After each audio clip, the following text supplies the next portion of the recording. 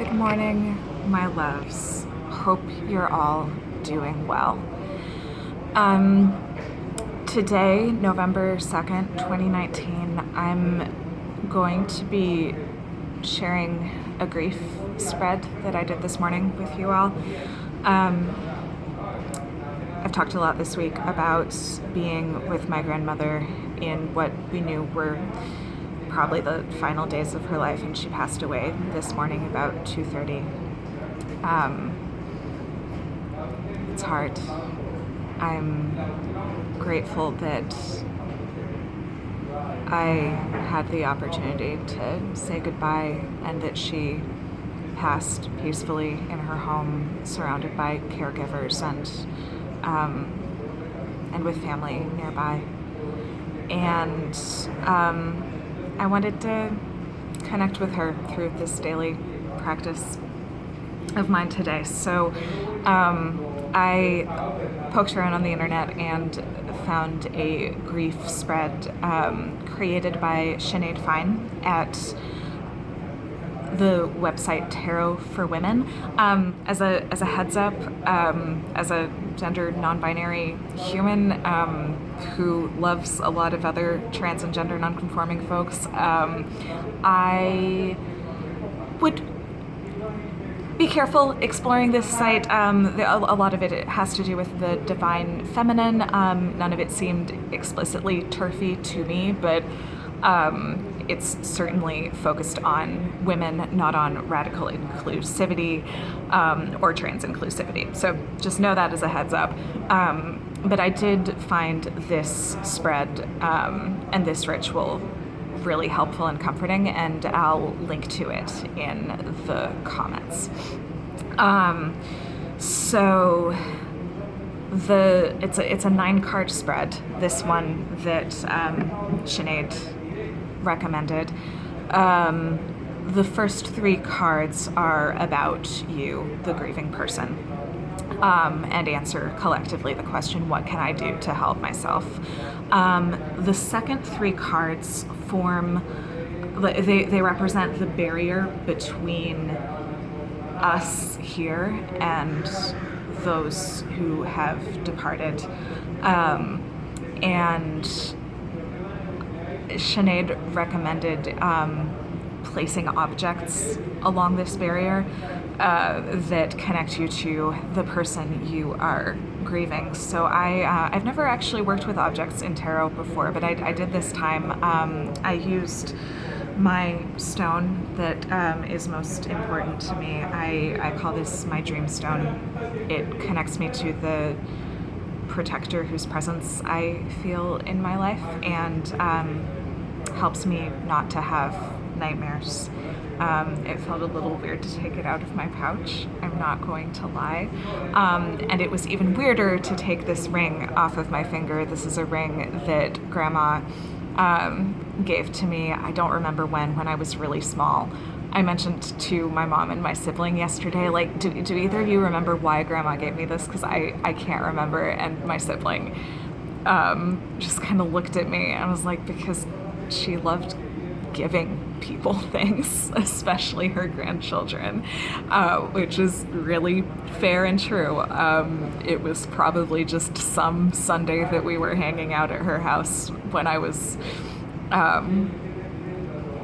watching her get dressed or playing with her jewelry. But it's especially important and poignant to me right now because I did some research a while ago and discovered that the stone in this ring that my grandmother gave me is a stone often, I knew I was going to cry, often given historically to grieving children to help them through some trauma.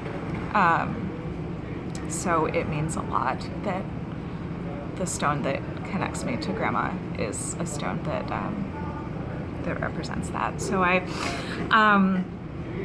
I use these objects. I use the cards. This second set of 3 cards that you place along the barrier between yourself and the person you're grieving helps you answer questions about this person's death that they might not, might not be able to answer for you. So the questions that you ask of these 3 cards are, was this person ready to die? Are they at peace now? And do they have any message for me? And finally, the final 3 cards refer to how you can honor the person you're grieving. I'm going to try to not linger too much on each individual card, since there are so many today, that I'll show you what I pulled for each. So for what can I do to help myself, I pulled 3 of Pentacles, Rejuvenation, which in most decks is Judgment, but in mine is Rejuvenation, which I love and is just one of the many reasons I love my deck. Just like I do, it tends to reframe things optimistically. And finally, the Knight of Cups, my dear friend, the Knight of Cups. For this is where it got really interesting. For the cards dealing with the barrier between me and Grandma, in answer to was she ready to die, I pulled the Hanged Man. The answer to is she at peace now was the Magician. Fuck yeah. And finally, does she have a message for me? Pulled the 9 of Wands. And for these final 3 cards that collectively answer the question, is there anything I can do to help honor her? I pulled the 8 of Pentacles, the High Priest in my deck. Traditionally, this is the Hierophant, and the Knight of Pentacles. So, again, gonna try to break this down quickly. For this question of what I can do to help myself as I grieve Grandma. The 3 of Pentacles represents being seen, understood, and believed in. You have the skills and the talent to accomplish what you want to accomplish, and people are looking at you and recognizing it and seeing it. Which is lovely and makes sense, because, oh man, the unconditional love that Grandma offers, I'm going to use present tense for that, the unconditional love that she gives is like nothing else I've ever seen. She always, from the time that we were so little, saw us and got us and took the most loving care of us and believed in us. So that makes a lot of sense. The best way that I have to phrase what this Rejuvenation or Judgment card means to me is it's a signifier of it's time to reap what you've sown. And finally, the Knight of Cups is a sign to live romantically and glamorously and say yes. So collectively, what I'm getting from this is Grandma was certainly a person who lived romantically and glamorously and said yes to things. And she made me feel seen and understood and believed in, and now is the time for me to just honor collectively what I learned from her in the time that I got to share Earth space with her. And the best way to honor her is going to be, or to help myself as I grieve, because honoring her comes later in this pull. But, you know, parts of the same whole. But the best thing I can do for myself as I grieve is to live the lessons that she taught me. That feels really right. That feels like both what's right for me and like what Grandma wants for me. These questions about her death really got to me. Was she ready to die? Hanged Man. Hanged Man is suspended in pain. Grandma was suspended in pain due to Alzheimer's for a very long time. And I think she was probably ready to say goodbye. The Hanged Man is a waiting game, and Michelle T says that when the Hanged Man shows up, passivity is rewarded. And this was a lot of waiting for Grandma and for all of us who loved her.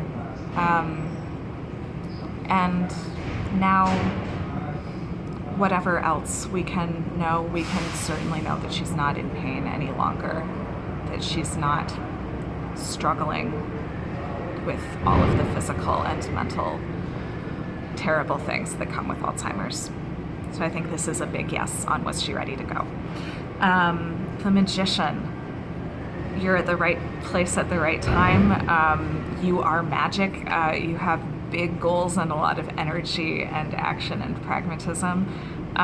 That's the answer I have for whether Grandma is at peace now. And I'm going to go out on a limb as a person who does believe that there's more out there than simply Earth space and Earth life. And I think that wherever she is now, she's not only at peace, but full of energy and ready to make things happen in a way that she did for most of her life but couldn't do when she was suffering from Alzheimer's. I'm excited for her. And finally, her message for me, I guess, the Nine of Wands, is to stand my ground and protect myself, which I think refers to my relationship with my biological dad, her son, and it felt good to hear that from her. Finally, what I can do to honor Grandma now, I got a lot of work cards for this one. The Eight of Pentacles means to focus on the work at hand. The Knight of Pentacles advises you to stay grounded, to work. And the High Priest or Hierophant is a traditional religious leader. Grandma, definitely more traditionally religious than I.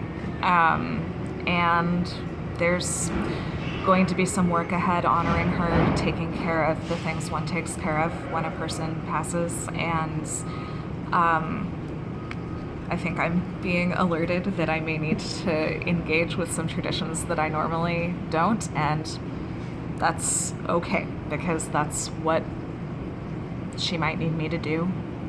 She did so many things that I needed her to do when I was the one who needed care, and now her memory needs my care, and I'll give that to her however I need to. Thank you. I love every single one of you, and I'll see you